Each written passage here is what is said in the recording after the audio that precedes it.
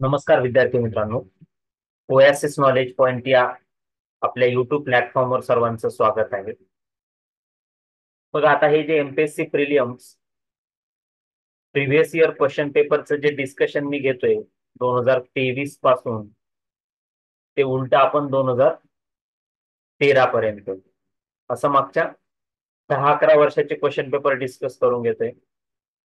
याचा मुख्य उद्देश असा आहे की 10-11 वर्षाचे क्वेश्चन घेत असताना त्याच्यातनं जवळजवळ आपली कंप्लीट क्वालिटी रिवाइज होते. मोस्ट ऑफ द टॉपिकला जे इम्पॉर्टंट महत्वाचे टॉपिक आहे त्या सर्व टॉपिक्सची रिव्हिजन होती क्वेश्चन्सच्या थ्रू. आणि काही महत्वाचे पॉइंट्स असतात ते क्वेश्चन पुन्हा पुन्हा फिरवले जातात. त्यामुळे याचा उद्देश हा आहे, रिव्हर्स इंजिनिअरिंगचा उद्देश आहे की रिव्हिजनचा एक पर्पज आहे पूर्ण पीवायक्यूचा बेसिस घेऊन. त्यामुळे ह्या पूर्ण सिरीजचं डिस्कशन मी घेतोय. याच्यामध्ये कुठल्या प्रकारे प्रेडिक्शन्स वगैरे आपण करत नाही. काय क्वालिटी हा खूप डायनॅमिक आणि धोका देणारा विषय. कोणत्या विषयावर कधी रिपीट होऊ शकतंय, होऊ नाही शकत, असंही होऊ शकतंय. फक्त याचा मुख्य उद्देश आहे की क्वालिटीचे रिव्हिजन करून घेणे आणि with the help of PYQ. बघा, आता आजच्या सेशन मध्ये आपण प्रिलियम 2022चं डिस्कशन करणार आहे. 2022ला जे जे क्वालिटी या विषयावरचे क्वेश्चन्स आले त्याच्यावरच आपण डिस्कशन करणार आहे. पहिल्यांदा जर क्वेश्चन बघितला तुम्ही तर 34 नंबरचा क्वेश्चन हा पहिला क्वालिटीवरचा क्वेश्चन. आता बघा, मागच्या 3 वर्षाचा जर विचार केला तुम्ही, 2023, 2022, 2021, तिन्ही कमिशनवर क्वेश्चन विचारून झाले. National commission for schedule caste, national commission for schedule tribe आणि national commission for backward commission, तिन्ही कमिशन वरती प्रश्न त्यांनी विचारलेले. ठीक आहे. तर त्यामुळे आता पुढच्या वेळेस कोणता येऊ शकतो, त्यातला एखादा येऊ शकतोय. त्यामुळे याच्यातनं रिव्हिजनचा पर्पज आहे की ओव्हरऑल क्वालिटी आपण पीवायक्यू थ्रू रिवाइज करून घेतो एक प्रकारे. बघा, national commission for schedule tribe, राष्ट्रीय अनुसूचित जमाती आयोग. ह्या प्रश्नातले एक एक पॉइंट आपण वाचून घेऊ अगोदर. ही एक घटनात्मक संस्था आहे जी 2004 मध्ये अस्तित्वात आले. पहिला पॉइंट. दुसरा, अनुसूचित जमातीच्या हक्क आणि संरक्षणाच्या वचन विरुद्ध विशिष्ट तक्रारींची चौकशी करणे हे आयोगाचे कार्य आहे. तिसरा पॉइंट, समाजाचा साक्षरता दर सुधारण्यासाठी आयोग काम करतो. त्याच्यानंतर नेक्स्ट आहे, आदिवासी महिलांचे सक्षमीकरण सुलभ करणे हे आयोगाचे कार्य आहे. अशा पद्धतीने 4 ऑप्शन आहे. आता जर आपण थोडं बेसिक बॅकग्राऊंडला जर गेलं, नॅशनल कमिशन फॉर शेड्यूल ट्राईबचं हा क्वेश्चन डिस्कस करण्या अगोदर किंवा याचं उत्तर सांगण्या अगोदर थोडं जर आपण बेसिक बघितलं तर त्याच्यामध्ये आपल्याला असं लक्षात येईल की सर्वात पहिल्यांदा national commission for schedule caste and schedule tribe याची तरतूद 65व्या घटना दुरुस्तीनुसार केलं. 65वी घटना दुरुस्ती जी होती 1990ची, तर त्या घटना दुरुस्तीनुसार एक एकत्रित कमिशन होतं, राष्ट्रीय अनुसूचित जाती आणि जमाती आयोग. आणि या जाती आणि जमातीचा आयोगाचं स्थापना ही आर्टिकल नंबर 338 अंतर्गत स्थापना करण्यात आली. 1990ला ही स्थापना झाली. पुन्हा पुढे अनुसूचित जाती असेल, जमाती असेल, या जमातींसाठी जातींसाठी वेगवेगळ्या तरतुदी करण्यात आली. त्यातलीच एक तरतूद म्हणजे एक आदिवासी मंत्रालय स्थापन करण्यात आलं. आदिवासी मंत्रालय आलं कधी आलं? आता हे आदिवासी मंत्रालय, तर हे आदिवासी मंत्रालय आलं 1999ला. त्याच्यातच पुढची भर होती ही 90च्या आयोगानंतर. त्याच्यानंतर मंत्रालयाने सजेशन दिलं की ह्या आयोगांचं बायफर्गेशन झालं पाहिजे. जे तुमचं national commission for schedule caste आहे आणि national commission for schedule tribe आहे, तर हे दोन्हीही आयोग वेगळे झाले पाहिजे असं बायफर्गेशनचं सजेशन आलं. आणि ते सजेशन गृहीत धरून पुढे 89वी घटना दुरुस्ती करण्यात आली. काय करण्यात आली मित्रांनो? 89वी घटना दुरुस्ती 89वी घटना दुरुस्ती करण्यात आली आणि ही 89वी घटना दुरुस्ती 2003 ची, हा घटना दुरुस्ती कायदा 2003 ला पारित करण्यात आला आणि तो पारित करून 338 ए हे कलम त्याच्यात समाविष्ट करण्यात आलं आणि ते कलम समाविष्ट करून 2004 साली हा सेपरेट राष्ट्रीय अनुसूचित जमाती आयोग अस्तित्वात आला. आता ह्या राष्ट्रीय अनुसूचित जमाती आयोगाचं जर आपण कॉम्पोजिशन बघितलं, त्याची सदस्य सदस्य काय काय आहेत ते जर बघितलं, तर त्याच्यामध्ये एक आहे चेअरमन, त्याच्यानंतर चेअरमन नंतर एक आहे व्हाईस चेअरमन आणि इतर 3 सदस्य. अशा पद्धतीने 5 सदस्यांची ही बॉडी आहे. चेअरमन, व्हाईस चेअरमन आणि इतर 3 सदस्य. या सर्व सदस्यांची नियुक्ती जी आहे, नियुक्ती कोण करते याच्यात? पुन्हा नियुक्ती आहे ती राष्ट्रपती करतायत.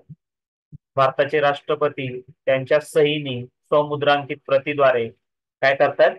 यांची अपॉइंटमेंट करतायत. आता अपॉइंटमेंट झाल्यानंतर त्यातली अजून एक बाबी असते की हे जे अनुसूचित जाती जमाती आयोग असेल यांच्या संबंधी, सदस्य संबंधी, चेअरमन व्हाईस चेअरमन संबंधीच्या ज्या काही सेवा शर्ती असतील, सेवा शर्ती आणि अटी, ज्याला आपण सर्व्हिस आणि कंडिशन्स रिलेटेड काही ज्या तरतुदी असतील, तर ह्या सुद्धा राष्ट्रपती करतात, संसद करत नाही. याच्यात एक लक्षात ठेवायचंय, राष्ट्रपती करतायत हे लक्षात ठेवा. त्याच्यानंतर अजून जर याचं महत्वाचं कार्य बघितलं ह्या अनुसूचित जमाती आयोगाचं, तर याच्या कार्यामध्ये आपल्याला वेगवेगळ्या बाबी बघाव्या लागतील. त्यात पहिलं बघा, आता बघा या क्वेश्चन मध्ये दिलंय की घटनात्मक संस्था 2004 साली अस्तित्वात आली. हे पहिलं स्टेटमेंट बरोबर आहे. आता ही सिक्वेन्स बघितली ना आपण, कशा पद्धतीने 90 पासून सुरुवात झालेला प्रवास 2004 पर्यंत 338 ए मध्ये त्याची स्थापना करण्यात आली. 338 ए मध्ये.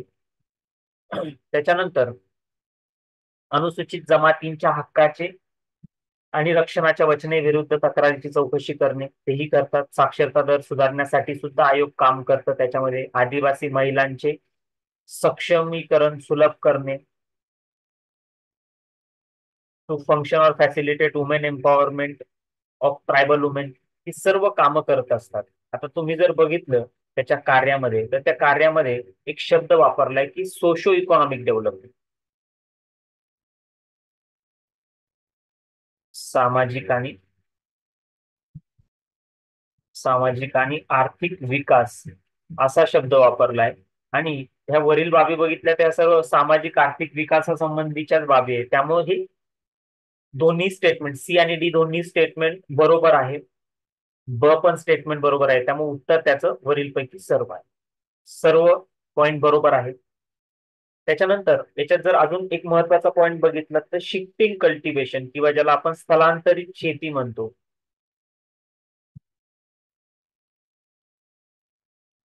स्थलांतरित शेती, याच्यावर नियंत्रण करणे हे एक महत्वाचं कार्य बघत असतात. त्याच्यानंतर जो पेसा कायदा आहे,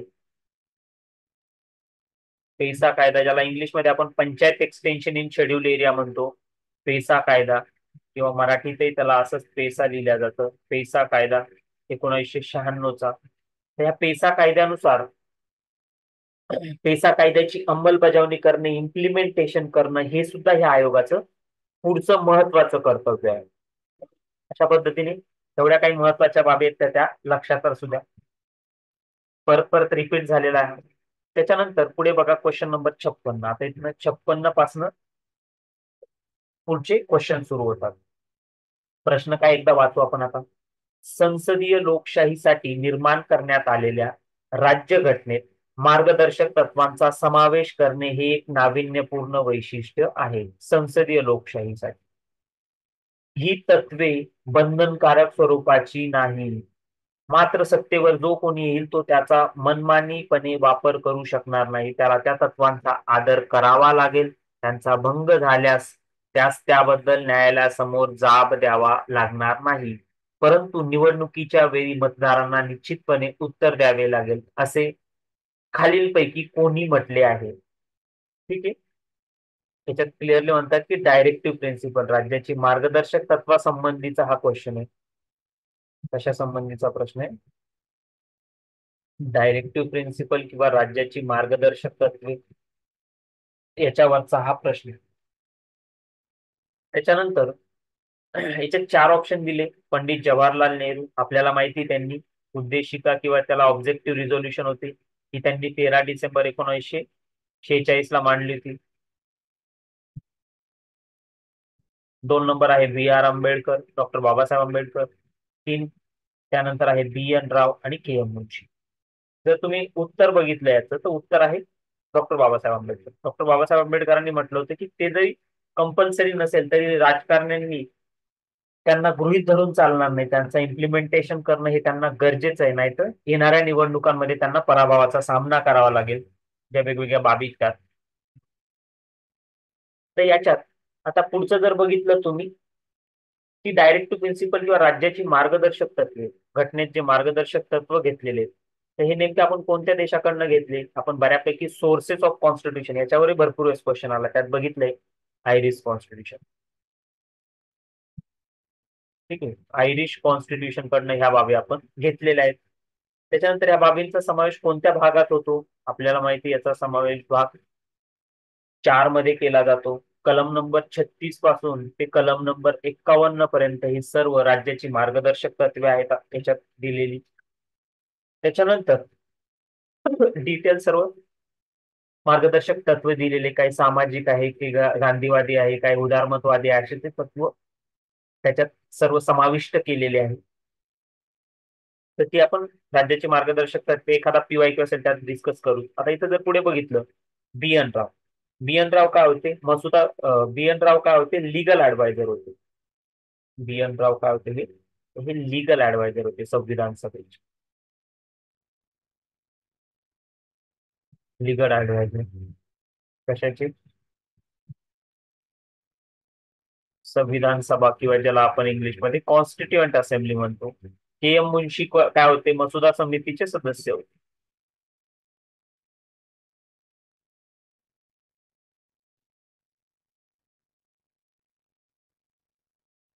के एम मुन्शी मसुदा समिती सदस्य, बी एन राव लीगल ऍडवायझर होते संविधान सभेचे. डॉक्टर बाबासाहेब आंबेडकरांनी स्टेटमेंट केले. पंडित जवाहरलाल नेहरूंविषयी आपल्याला माहिती 13 डिसेंबर 1946 ला ऑब्जेक्टिव्ह रिझोल्युशन मांडली. ठीक आहे, थोडे थोडे जेवढे काही पॉईंट्स आपले त्यातनं कव्हर होतात तर ते कव्हर करण्याचा प्रयत्न आपण करणार आहे. त्यानंतर बघा पुढचा क्वेश्चन विद्यार्थी मित्रांनो 57. आता हा 57 नंबरचा क्वेश्चन आहे, कॅग वरचा क्वेश्चन आहे. त्याच्या अगोदर ज्यांनी व्हिडिओ चॅनलला सबस्क्राईब नसेल केलं त्यांनी कृपया चॅनलला सबस्क्राईब करा. प्लॅटफॉर्म नवीन आहे, लोकांना माहित नाही, त्यामुळे तो जास्तीत जास्त लोकांना शेअर करा, इतरांना माहित पडू द्या. स्वतःही सबस्क्राईब करा, बेल आयकॉन प्रेस करा, जेणेकरून जे कंटिन्यू मी व्हिडिओ आता अपलोड करणार आहे ते तुमच्यापर्यंत नेहमी पोहोचत राहतील. बघा नेक्स्ट क्वेश्चन, सर्वांनी व्हिडिओ पॉज करून तो क्वेश्चन अगोदर वाचायचा आहे. भारताच्या नियंत्रक आणि महालेखा परीक्षकांबाबत खालील विधाने विचारात घ्या. ते राष्ट्रपतींची मर्जी असेपर्यंत पदावर राहतात. काय म्हणतात? ते राष्ट्रपतींची मर्जी असेपर्यंत पदावर राहतात. 2, ते सर्वोच्च न्यायालयाच्या न्यायाधीशा इतके वेतन घेतात. 3, ते पद ग्रहण करण्यापूर्वी भारताच्या सर्वोच्च न्यायालयाच्या मुख्य न्यायाधीशांच्या उपस्थितीत शपथ घेतात. सर्वोच्च न्यायालयाच्या मुख्य न्यायाधीशांच्या उपस्थितीत शपथ घेतात. फक्त भारताच्या सर्वोच्च न्यायालयाने केलेल्या चौकशीनंतरच त्यांना पदावरून दूर करता येतं. फक्त तर जर तुम्ही याचं विचारलं खालील विधाने विचारत घ्या आणि कोणते बरोबर आहे, बरोबर विधान विचारलं गेलं.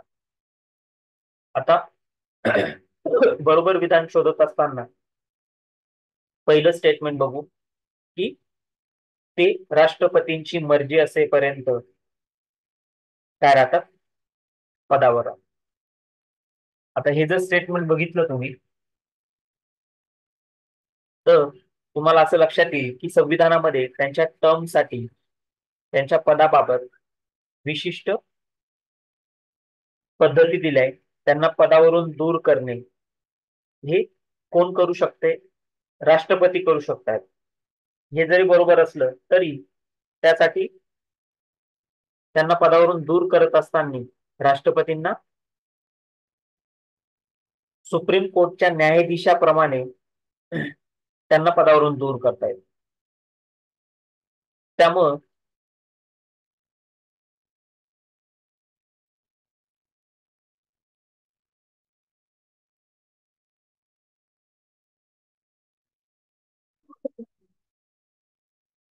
त्यामुळे पदावरून दूर करत असताना त्याच्यासाठी काही विशिष्ट प्रोसिजर जी सर्वोच्च न्यायालयाच्या न्यायाधीशांच्या बाबतीत फॉलो केल्या जाते तीच इथं फॉलो केल्या जाते. आता आपल्याला माहिती की कॅग यांना अपॉइंट कोण करते, नियंत्रकांना नियुक्त कोण करते, नियुक्त किंवा अपॉइंटेड बाय कोणी, राष्ट्रपती. पण ते अपॉइंट करत असताना त्यांना सिक्युरिटी ऑफ टेन्युअर असतं. त्यामुळं सिक्युरिटी ऑफ टेन्युअर आहे त्यांना, सिक्युरिटी ऑफ टेन्युअर आहे. त्यामुळे त्यांना पदावरून दूर करताना विशिष्ट मेथड फॉलो केल्या जाते जी सर्वोच्च न्यायालयाच्या न्यायाधीशांना फॉलो केल्या जाते. त्यामुळे ते राष्ट्रपतींची मर्जी असेपर्यंत पदावर राहत नाही. हे स्टेटमेंट चुकीचे आहे. लक्षात, याच्यात कारण काय, कारण की सिक्युरिटी ऑफ टेन्युअर दिली आणि त्याच्यासाठी एससी जज प्रमाणे त्यांना दूर करता येतं, पदावरून दूर करता येतं. त्यात त्यांना गैरवर्तवणूक, ज्याला आपण गैरवर्तवणूक त्याला मिसबिहेवियर म्हणतो, आणि इनकपॅसिटी अकार्यक्षमता, मिसबिहेवियर आणि अकार्यक्षमता किंवा इनकपॅसिटी या दोन मुद्द्यांवर त्यांना पदावरून दूर करता येतं. त्यामुळे ते राष्ट्रपतीची मर्जी असेपर्यंत पदावर राहत नाही, तर त्यांना सिक्युरिटी ऑफ टेन्युअर. सेकंड, ते सर्वोच्च न्यायालयाच्या न्यायाधीशा इतके वेतन घेतात. हा 2 नंबरचा पॉइंट बरोबर आहे. त्यांचे जे वेतन आहे ते सर्वोच्च न्यायालयाच्या न्यायाधीशात इतके आहे. 2 नंबरचं स्टेटमेंट बरोबर आहे. जिथे जिथं ऑप्शन बी बघा, इथं ऑप्शन ए आहे, इथं ऑप्शन ए, 2 ऑप्शन कट झाले. आता बी 2 आणि 4 मध्ये कोणतं आहे. त्याच्यानंतर 3 नंबर बघा, ते पद ग्रहण करण्यापूर्वी भारताच्या सर्वोच्च न्यायालयाच्या मुख्य न्यायाधीशांच्या उपस्थितीत शपथ घेतात. हे सर्वोच्च न्यायालयाच्या मुख्य न्यायाधीशांच्या उपस्थितीत हे चुकीचे आहे. इथं कोण असतं मित्रांनो, इथं असतं राष्ट्रपती. राष्ट्रपतींच्या समोर ते शपथ घेत असतात. त्याच्यानंतर फक्त सर्वोच्च न्यायालयाने केलेल्या चौकशीनंतरच ते पदावरून दूर करू शकतो. हाही मुद्दा चुकीचा आहे. ठीक आहे, तर अशा पद्धतीने उत्तर काय आहे? तर उत्तर आहे तुमचं फक्त बरोबर. Only after enquiry by the supreme court, एवढं नाही तर त्याच्यानंतर दोन्ही सभागृहांमध्ये त्या संबंधीचा ठराव पारित झाला पाहिजे आणि त्यानंतर त्यांना पदावरून दूर करता येतं. त्यामुळे ते 3 नंबरचं स्टेटमेंट, 4 नंबरचं स्टेटमेंट चुकीचं आहे. तर त्याच्यात बघा अजून काय बेसिक महत्वाच्या बाबी. जर कॅगचं महत्वाचं काम जर बघितलं तर याचं महत्वाचं काम आहे की जे काही वित्तीय बाबी आहेत, कॅगचं महत्वाचं कार्य काय आहे, ज्या काही वित्तीय बाबी आहेत. आता वित्तीय बाबी किंवा वित्तीय कायदे आहेत, संविधानात काही बाबी दिल्या आहेत आणि संसदेने जे काही कायदे केले ज्यांचा संबंध वित्तीय बाबींशी, त्या कायद्यांची उन्नती करणे, त्यांना अपहोल्ड करणे, हे सर्वात महत्वाचं काम आहे. त्याच्यानंतर दुसरं जर बघितलं तर ते फक्त संसदेला जबाबदार, संसदेला जबाबदार आहे. दुसरा महत्वाचा पॉइंट, कारण की कोणतंही मंत्रालय कॅगला रिप्रेझेंट करत नाही, त्यामुळे ते फक्त संसदेला जबाबदार आहे. हे त्याच्यातलं महत्वाची बाब आहे. त्याच्यानंतर तिसरा महत्वाचा मुद्दा म्हणजे पगार असेल, वेतन असेल, पगार, वेतन, भत्ते, तर हे कोण ठरवतंय याच्याबाबत ठरवत आहे संसद ठरवते. कॅगचे पगार असेल, पगार किंवा वेतन किंवा भत्ते, तर ह्या सर्व बाबी कशाच्या याच्यात असतात, संसद ठरवत असते. त्यानंतर सर्वोच्च न्यायालयाच्या न्यायाधीशी इतकी त्यांचे वेतन असते, हेही बरोबर आहे. त्याच्यानंतर आपल्याला माहिती ऑफिस ऑफ कॅट कोणत्या आर्टिकल मध्ये दिले, तर ते कलम नंबर 148 मध्ये दिले. घटनेच्या कलम नंबर 148 भाग 5 मध्ये त्या बाबीचा समावेश करण्यात आलेला आहे. आणि याला एक महत्वाची संस्था समजल्या जाते, तिला बल्बर्क ऑफ कॉन्स्टिट्यूशन म्हणतो. जसं इलेक्शन कमिशन आहे, त्याच्यानंतर युपीएससी आहे, त्याच्यानंतर सुप्रीम कोर्ट आहे.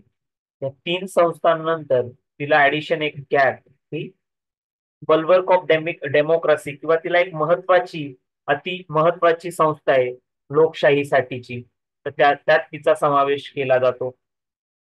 त्यानंतर कॅगच्या ज्या काही ड्युटीज असतील, इतर पॉवर्स असतील, अधिकार असेल, अटी असतील, त्यांची कर्तव्य, अधिकार, अटी याच्या संबंधीचा 1971चा कायदा आहे. संसदेने तो कायदा पारित केलेला आहे. कॅगच्या किंवा भारताच्या नियंत्रक आणि महालेखापाल यांचे कर्तव्य, अधिकार आणि अटी याच्या संबंधीचा कायदा 1971चा. तर तो एक महत्वाचा कायदा आहे. त्यानंतर याच्यात जर बघितलं आपण 149, 50, 151 असे 3 आर्टिकल याच्या संबंधी रिलेटेड आहे. 149, 150 आणि 151. त्याच्यातला 151 नंबरचा जो रिपोर्ट आहे, तर त्याच्यात कॅग हा 3 रिपोर्ट राष्ट्रपतींना सादर करत असतो 151 अंतर्गत. त्याच्यानंतर 149 मध्ये त्याचे कर्तव्य आणि अधिकार दिलेले आहेत. ठीक आहे. 149 मध्ये कर्तव्य अधिकार, 151 नुसार त्याचे रिपोर्ट दिले जातात, 148 मध्ये त्या पदाच्या बेसिक बाबी दिलेल्या आहेत. अशा पद्धतीने वेगवेगळ्या गोष्टी आहेत. बघा, कॅगच्या संबंधीच्या शपथ 3ऱ्या अनुसूचीमध्ये कॅगच्या शपथेचा नमुना दिलेला आहे. त्यात क्लिअरली म्हटलंय की सर्वोच्च न्यायालयाचे न्यायाधीश आणि भारताचे नियंत्रक आणि महालेखापाल यांनी पदाचा कार्यभार स्वीकारताना खालील प्रतिज्ञा घेतली पाहिजे. 3rd शेड्यूल मध्ये ठीक आहे, त्यात त्यांनी दिलेलं आहे. त्याच्यामध्ये क्लिअरली बघा, मी भारताच्या सर्वोच्च न्यायालयाचे कंसात भारताचे नियंत्रक आणि महालेखा परीक्षक त्याच्यात भरपूर साम्य, पगारांमध्ये साम्य, शपथचा नमुना सुद्धा सारखाच आहे. याच्यातली महत्वाची बाब मी परत परत हायलाइट केली की भारताचे सार्वभौमत्व आणि अखंडता, सॉव्हेरेंटी अँड इंटिग्रिटी ही 16व्या घटना दुरुस्तीनुसार ऍड केलेले. हे नंतर ऍड केलेले 2 शब्द आहे या शपथेच्या नमुनेमध्ये. त्याच्यानंतर जर तुम्ही बेसिकली ऑफिस ऑफ कॅटचा जर दर्जा बघितला तर 9A मध्ये दिलेला आहे. दर्जा हा कशात दिलाय? 9A मध्ये दिलेला आहे. त्याच्याबरोबर मुख्य निवडणूक आयुक्त आहे. 9A मध्ये कोण कोण येतं? मुख्य निवडणूक आयुक्त असेल, त्याच्यानंतर कॅग असेल, भारताचे नियंत्रक आणि महालेखा परीक्षक, आणि शेवटचं असतं UPSC, union public service commission, केंद्रीय लोकसेवा आयोग. अशा 3 संस्थांचा दर्जा 9A मध्ये दिलेला आहे.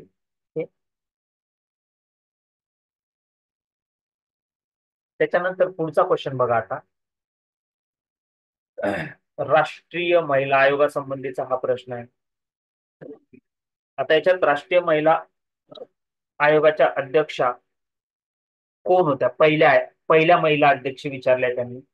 जर तुम्ही स्क्रीनवर बघितले ऑप्शन, जयंती पटनाईक आहे, डॉक्टर पौर्णिमा अडवाणी आहे, डॉक्टर व्ही मोहिनीगिरी आहे आणि विभा पारसार. त्याचे 4 ऑप्शन आहेत. तर त्याचे उत्तर सर्वांना माहिती जयंती पटनाईक. ठीक आहे. क्वेश्चन मध्ये पुढे जाण्या अगोदर राष्ट्रीय महिला आयोगाची थोडी बेसिक माहिती, बेसिक इन्फॉर्मेशन एकदा जाणून घेऊ.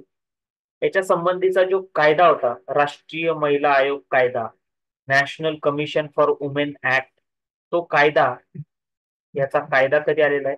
राष्ट्रीय महिला आयोगासंबंधीचा कायदा, तर तो कायदा आला विद्यार्थी मित्रांनो 1990 ला. त्याच्यानंतर आयोगाची स्थापना कधी केलेली आहे? आयोगाची स्थापना कायदा 90चा आहे, मात्र आयोगाची स्थापना केलेली आहे 31 जानेवारी 1992 ला. ती स्थापना नंतर केलेली आहे. आणि त्याच्यात जर बघितलं आपण अध्यक्ष, तर जयंती पटनाईक पहिल्या होत्या. त्याच्यानंतर डॉक्टर व्ही मोहिनीगिरी या दुसऱ्या अध्यक्ष होत्या. त्याच्यानंतर विभा पाच सारथी ज्या होत्या त्या 3ऱ्या अध्यक्ष होत्या आणि डॉक्टर पौर्णिमा अडवाणी ह्या 4थ्या अध्यक्ष होत्या. ठीक आहे. आणि आपल्याला आता लेटेस्ट माहितीच आहे. लेटेस्ट कोण आहे सध्या? रेखा शर्मा. रेखा शर्मा त्या सध्या लेटेस्ट अध्यक्ष आहेत. त्यांनी 2 वेळेस टर्म उपभोगली आहे. 9व्या आणि 10व्या, 9 आणि 10th नंबरला त्याच अध्यक्ष होत्या. त्याच्या अगोदर अजून अशा एक होत्या की ज्यांनी 2दा टर्म उपभोगली. त्याच्यामध्ये काही गिरिजा व्यास. कोण आहे? गिरिजा व्यास. गिरिजा व्यास ह्या सुद्धा अध्यक्षा 2 टर्म साठी होत्या. आणि त्याच्यानंतर होत्या रेखा शर्मा. त्या सुद्धा 2 टर्म साठी होत्या. गिरिजा व्यास ऍज वेल एज रेखा शर्मा.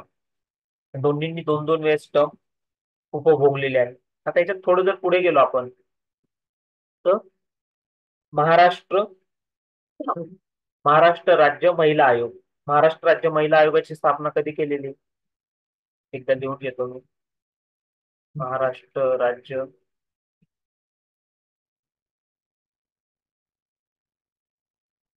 महिला आयोग. कधीचा विद्यार्थी मित्रांनो हा महाराष्ट्र राज्य महिला आयोग? हा आहे जानेवारी 25, 1993 तेव्हा स्थापन झालेला आहे. त्याच्या फर्स्ट जर तुम्ही आता लेटेस्ट जर बघितलं, लेटेस्ट चेअरपर्सन कोण होते त्याच्या? रुपाली चाकणकर. 93ला तो आयोग स्थापन करण्यात आलेला आहे. त्याच्यानंतर पुढचा आहे भारतीय राज्यघटनेच्या कोणत्या कलमानुसार? क्वेश्चन नंबर 59 वाचायचा 2022 मधला. भारतीय राज्यघटनेच्या कोणत्या कलमानुसार विधानसभेने तशा आशयाचा ठराव संमत केला असेल तर विधान परिषद स्थापन करण्याचा आणि रद्द करण्याचा अधिकार संसदेत आहे? कलम नंबर 168, कलम नंबर 167, 66 आणि 59. तर बेसिकली याचं उत्तर आहे कलम नंबर 169. कलम नंबर 169 कशा संबंधीच आहे? विधान परिषद स्थापन करणे किंवा रद्द करणे त्याच्या संबंधीच आहे. त्या आर्टिकल मध्ये क्लिअरली मेन्शन केले की जर तुम्ही आर्टिकल जर बघितलं त्याच्यात क्लिअरली मेन्शन केलेलं आहे की विधान परिषदेची स्थापना व विधान परिषदेचं अस्तित्व हे पूर्णपणे विधानसभेच्या ठरावावर असतं. त्याच्यासाठी विधानसभेने बहुमताने ठराव पारित करला. त्याच्यासाठी विधानसभेने बहुमताने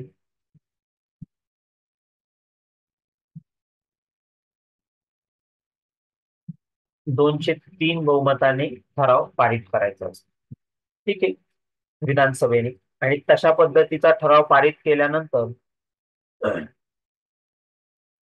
ती बाब केंद्र शासनाकडे जाते.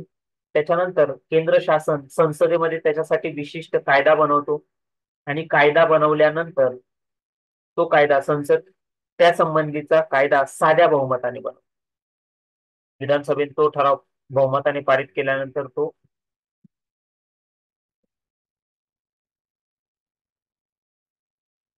केंद्र सरकारला दिला जातो.